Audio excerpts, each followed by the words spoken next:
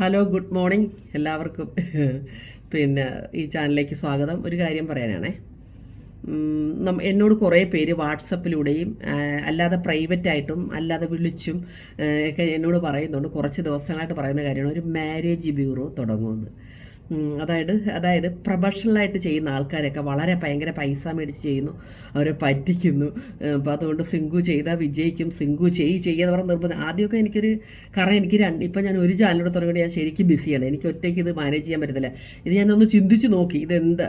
പക്ഷെ പിന്നൊരു കാര്യം എന്ന് വെച്ചാൽ ഇതിന് 3 കാസ്റ്റിലെയും അത് പല പല വ്യത്യസ്തതകളുള്ള കാര്യങ്ങളാണ്. അപ്പോൾ നമുക്ക് ഒറ്റയടിക്കൊരു വാട്സപ്പിൽ തീരുന്ന കാര്യമല്ല. അപ്പം അതിനൊരാളെ വെച്ചിട്ട് നമുക്ക് സെപ്പറേറ്റ് ചെയ്യേണ്ട ഒരു വലിയ കാര്യമാണ്. അപ്പം അത് ചെയ്യണമെങ്കിൽ എനിക്ക് ബോബൻ്റെ സപ്പോർട്ട് വേണം, ഫാമിലിയുടെ സപ്പോർട്ട് വേണം. അപ്പം ഞാനിത് ആലോചിച്ച് അപ്പം ബോബൻ ഈ കാണിച്ച് വിട്ടിരിക്കുന്ന മെസ്സേജ് കംപ്ലീറ്റും ബോബനെ ഞാൻ കാണിച്ചു. അപ്പോൾ ബോബൻ അതെല്ലാം നോക്കിയിട്ട് ബോബൻ എന്നോട് പറയുന്നൊരു അഭിപ്രായമാണ് ഞാനിപ്പോൾ നിങ്ങളോട് പറയുന്നത്. അതായത് പിന്നെ നമ്മളിപ്പോൾ ഒരാളെ സ്റ്റാഫായിട്ട് വെച്ചുകൊണ്ട് നിങ്ങൾ തരുന്ന ബയോഡാറ്റ വെച്ചിട്ട് നിങ്ങൾക്ക് അനുയോജ്യമായത് നമ്മൾ 1-2 വാട്സപ്പിലൂടെ തന്നെ അങ്ങോട്ട് കിട്ടും. ആദ്യം നമ്മൾ സ്റ്റാർട്ട് ചെയ്ത് വെക്കുക.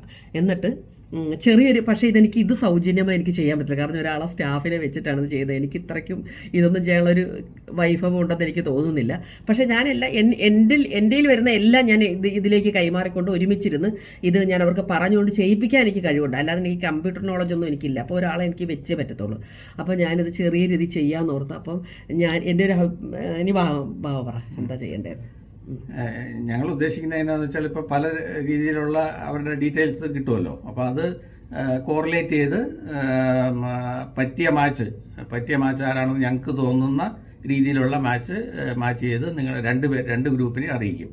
2 ഗ്രൂപ്പിനെ അറിയിച്ചിട്ട് ഒരു മാച്ചല്ല, പല കിട്ടുന്നതിനകത്ത് അതുമായിട്ട് സാമ്യമുള്ള അല്ലെങ്കിൽ വേണ്ട റിക്വയർമെൻ്റ് അനുസരിച്ചുള്ള ഏതാണോ വേണ്ടത് അത് ഞങ്ങൾ എത്ര എണ്ണം കിട്ടുമോ അത്ര എണ്ണം ഞങ്ങൾ 2 ഗ്രൂപ്പിനെ അറിയിച്ചിട്ട് നിങ്ങൾ അതിനകത്ത് സെലക്ട് ചെയ്ത് ബാക്കിയുള്ള കാര്യങ്ങൾ നിങ്ങൾ തമ്മിൽ ചെയ്തോണം. പിന്നെ ഉള്ളതെന്ന് പറഞ്ഞു കഴിഞ്ഞാൽ ഇതിന് ഞങ്ങൾക്ക് യാതൊരു റെസ്പോൺസിബിലിറ്റി ഉണ്ടാവില്ല. ഞങ്ങളിത് അറിയിക്കുന്നു എന്ന് മാത്രമേ ഉള്ളൂ. പിന്നെ ബാക്കിയുള്ള കാര്യങ്ങളൊക്കെ നിങ്ങൾ തന്നെ ഞങ്ങളിത് അബുദാബി ഇരുന്ന് ചെയ്യുന്ന കാര്യമാണ്. അപ്പോൾ നാട്ടിൽ നിങ്ങൾ തന്നെ അന്വേഷിച്ച് അവരുടെ കുടുംബ പശ്ചാത്തലവും ബാക്കിയുള്ള കാര്യങ്ങളും പയ്യൻ്റെ പശ്ചാത്തലം അല്ലെങ്കിൽ പെൺകുട്ടിയുടെ പശ്ചാത്തലം ഒക്കെ നിങ്ങൾ തന്നെ അന്വേഷിച്ച് നിങ്ങൾ തന്നെ അതിൻ്റെ ഉത്തരവാദിത്തമായിട്ട് എടുത്ത് ചെയ്തോണം.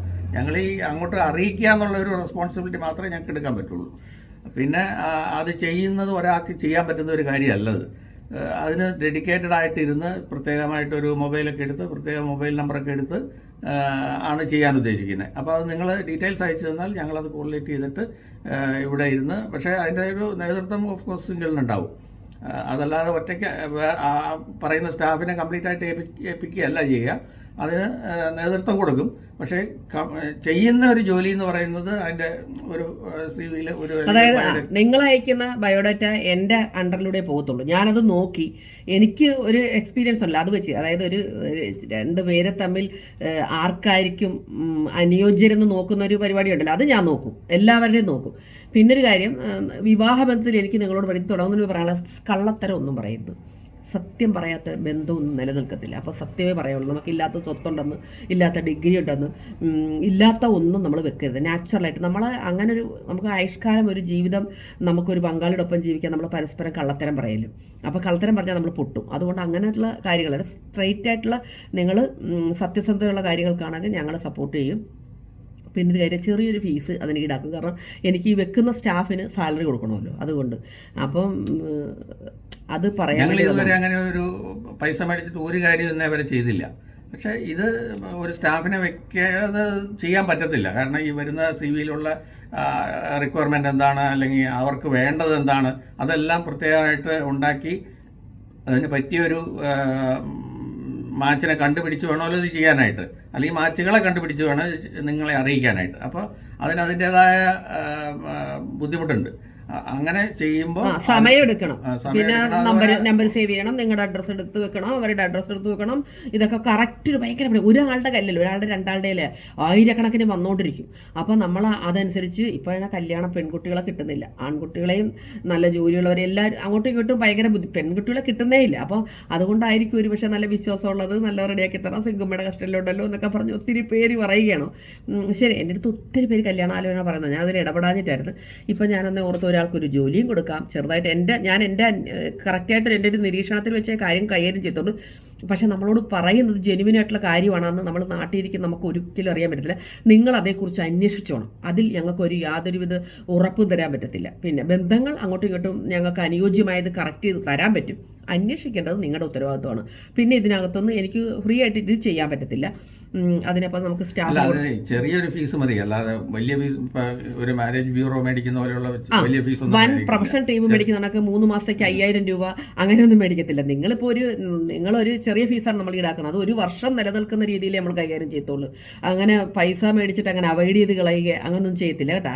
പൈസ മേടിക്കുമ്പോൾ ഒരു ഇത്, അത് കഴിയുമ്പോൾ അങ്ങനെ വേറൊരു സ്റ്റൈല് അങ്ങനെയൊന്നും കാണിക്കത്തില്ല. അപ്പോൾ ചെറിയൊരു ഫീസ്, അത് ആ ആൾക്ക് ശമ്പളം കൊടുക്കണം. മാരേജ് നടക്കുന്നവരെ അത് കണ്ടിന്യൂ ചെയ്യുകയും ചെയ്യും കേട്ടോ, അല്ലാതെ അത് ഒരു ഇന്ന ഒന്നുമില്ല, അത് കണ്ടിന്യൂ ചെയ്യുകയും ചെയ്യും. മാരേജ് നടക്കുന്നവരെ ഞങ്ങളത് ഈ മാച്ച് അല്ലെങ്കിൽ വേറൊരാളെ കണ്ടുപിടിച്ച് ഞങ്ങൾ അറിയിക്കും കേട്ടോ. അത് പറയാൻ വേണ്ടി വന്നാൽ എനിക്കിപ്പോൾ പ്രത്യേകിച്ചൊരു കാര്യം പറയാം. നിങ്ങളുടെ അഭിപ്രായം ഞങ്ങൾ ഇങ്ങനെ ചെയ്യുന്നതിനോട് നിങ്ങൾക്ക് സപ്പോർട്ട് ചെയ്യാൻ പറ്റുമോ? നിങ്ങളുടെ ഒരു അഭിപ്രായം ചെയ്യുന്നത് കറക്റ്റാണോ? നിങ്ങൾക്ക് ഇതിനെ പറ്റിയുള്ള നിങ്ങളുടെ അഭിപ്രായം എന്താണ്?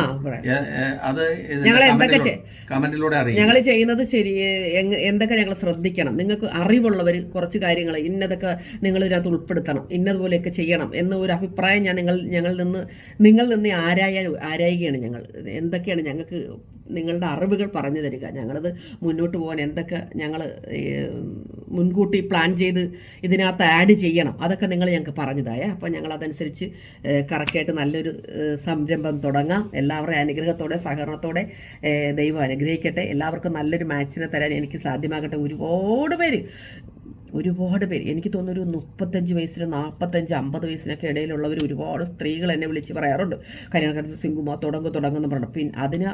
അതങ്ങനെ ഒന്ന്.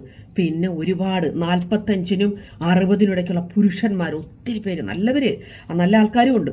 അപ്പോൾ അങ്ങനെ ഭാര്യ മരിച്ചു പോയത് അങ്ങനെ ഇങ്ങനെയൊക്കെ ഒരുപാട് പേര് എന്നെ അവർക്ക് വേണ്ടിയിട്ടൊക്കെ ഞാനൊരു വാട്സപ്പ് തന്നെ ഉണ്ടാക്കാമെന്ന് വെച്ചിരിക്കുകയാണ്. അപ്പോൾ ഇതൊക്കെ ഞാൻ ഒരുപാട് ആലോചിച്ചിട്ടാണ് ഞങ്ങൾ 2 ഫോൺ മേടിക്കാൻ തോർത്ത് ഇങ്ങനെ ചെയ്യാൻ എല്ലാത്തിനും നിങ്ങളുടെ സെക്കൻഡ് മാരേജ് പ്രത്യേകം, ഹിന്ദു ഈഴവ പ്രത്യേകം, ഹിന്ദു നായർ പ്രത്യേകം, മുസ്ലിം പ്രത്യേകം, ക്രിസ്ത്യൻ പ്രത്യേകം, അങ്ങനെ ഒരു കറക്റ്റായിട്ട് ഇങ്ങനെ നമുക്ക് ചെയ്യണമെന്നുണ്ട്. തന്നെ എത്ര വിഭാഗമാണെന്ന് അറിയാമോ? ഇപ്പോൾ ക്രിസ്ത്യൻസ് അങ്ങനെ, ഹിന്ദുവിൽ തന്നെ ഈഴവ, നായര്, പിന്നെ മേനോൻ, ഭാര്യര്, ബ്രാഹ്മണര്, അങ്ങനെ ഒത്തിരി പേരുണ്ട്, ഒത്തിരി വെറൈറ്റി ഉണ്ടല്ലോ. അപ്പോൾ എല്ലാം നമുക്ക് കറക്റ്റ് ചെയ്ത് കൊടുക്കണമെന്നുണ്ടെങ്കിൽ നമുക്കറിയാത്ത കാസ്റ്റ് കൂടെ ഉണ്ട്. അപ്പോൾ എല്ലാവരും തമ്മിൽ നമുക്ക് കറക്റ്റ് ചെയ്ത് നല്ല രീതിക്ക് പോകാമെന്ന് ഞങ്ങൾ വിശ്വസിക്കുന്നു. നിങ്ങളുടെ സപ്പോർട്ട് വേണം. നിങ്ങളുടെ എല്ലാവരുടെ അഭിപ്രായം എന്താണ് ചെയ്യേണ്ടത്, ഇങ്ങനെ ചെയ്സുങ്കുമ്മേ ഇന്നതൊക്കെ ചെയ്യണം, അറിവുള്ളവരെല്ലാം ഞങ്ങൾക്ക് പറഞ്ഞു കേട്ടോ. എന്തൊരു ബുദ്ധി ഞങ്ങൾക്ക് ഉപദേശിച്ച് തരിക. അതെല്ലാം കൂടെ നമുക്ക് സമന്വയിപ്പിച്ച് അതിൽ ഏറ്റവും നല്ലത് കറക്റ്റ് ചെയ്ത് നല്ലൊരു സംരംഭം തുടങ്ങാം.